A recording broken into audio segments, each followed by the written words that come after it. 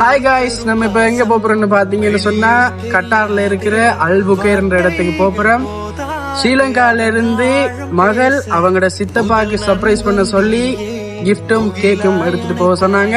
நம்ம சர்ப்ரைஸ் பண்ண போறோம், வாங்க போகலாம்.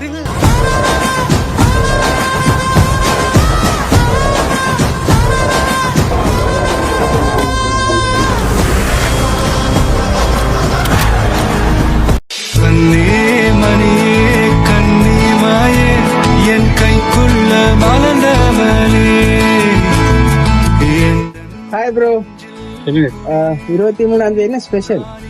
23ஆம் தேதி பர்த்டே. எத்தனையாவது பர்த்டே?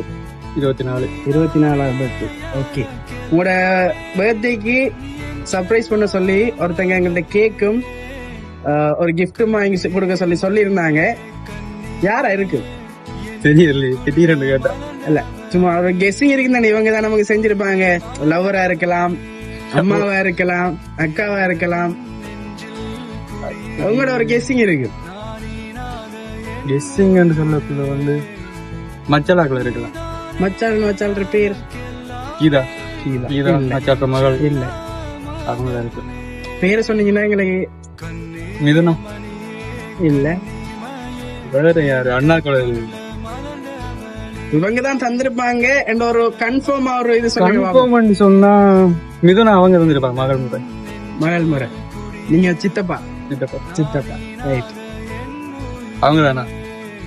என்னன்னு சொன்னா அவங்க தான் அட்ரஸ் எல்லாம் கேட்டவங்க வந்து உங்கள்ட்ட கேட்டவங்க லாஸ்ட் டைம் அவங்களே உங்களை காட்டி கொடுத்துட்டாங்க. ஓகே ப்ரோ, உங்களோட மகள் தான் உங்களுக்கு கேக்கும் ஒரு கிஃப்டும் தந்தாங்க. இன்னைக்கு எங்களோட சித்தப்பாட பர்த்டே. ஸ்ரீலங்கா டைம் 12 மணிக்கு போய் கேக் வெட்டுங்கன்னு சொல்லி சொன்னாங்க. எங்க ஒன்லைன்ல இருக்கேன்.